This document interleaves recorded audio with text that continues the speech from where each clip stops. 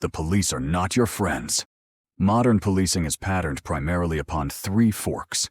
Slave patrols in the South.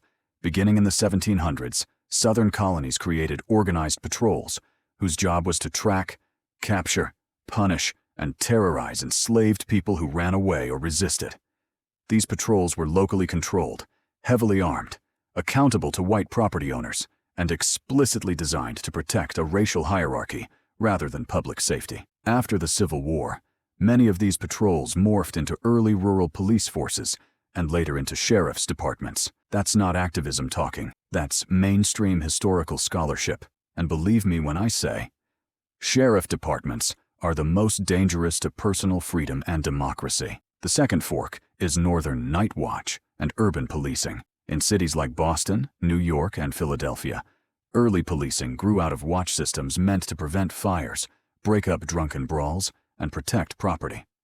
This tradition later blended with the model of the London Metropolitan Police, created in 1829, which was supposed to be more professional and centralized. This is the part cops like to talk about in training manuals, but is primarily nonsense. The third fork is strike-breaking and social control in the late 1800s.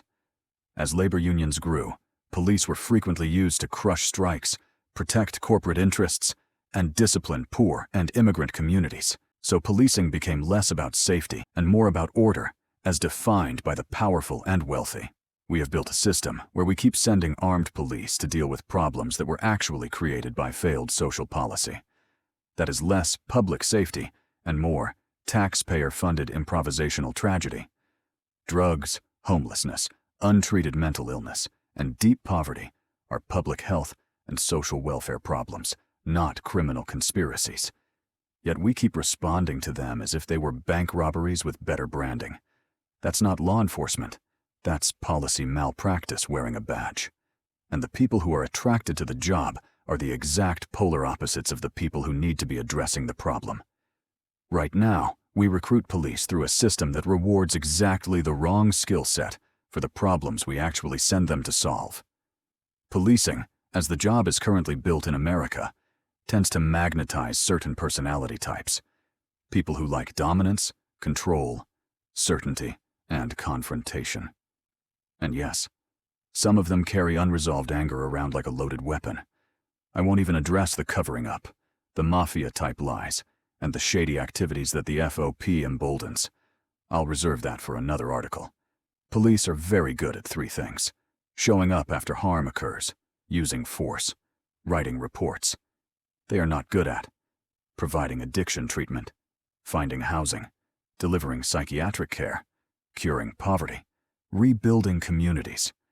So we've basically handed the wrong type of people, the wrong tools. We've handed them a fire hose and asked them to fix a plumbing problem. Here's the part politicians love to avoid because it costs real money. If we actually wanted safer streets, we would invest heavily in affordable housing, first programs, real drug treatment instead of jail, mobile mental health crisis teams, harm reduction, and a serious social safety net that doesn't treat poverty like a moral failing. Finland did this, and homelessness plummeted. Portugal treated addiction as a medical issue instead of a crime, and overdose deaths dropped sharply. Funny how evidence works when you let it. Instead, the US has chosen the dumb but politically convenient option: criminalize misery and call it tough on crime. It sounds macho, it plays well on TV, and it absolutely doesn't solve a damn thing. The war on drugs has always been a joke, a program often created by our own government. During the Iran-Contra era, the US was secretly backing the Nicaraguan Contras. Some of the Contra network's key moneymen, especially a trafficking ring run by Oscar Danilo Blandon and Freeway Rick Ross, moved massive quantities of cocaine into south-central LA. The profits were then funneled back to the Contra war effort to buy weapons that Congress had banned them from getting. Thanks, Oliver North. Police still have a role. Violent crime, sexual assault, domestic abuse, armed robbery. Yes, that is core police work. But asking cops to be social workers, psychiatrists, and homeless case managers is like asking a plumber to perform brain surgery because he owns a wrench. It's absurd, slightly terrifying, and bound to go badly. And it does. The real scandal isn't that police can't fix these problems. It's that our political system keeps pretending they can, while refusing to fund the people who actually could. Our entire policing system is and has always been broken from the start.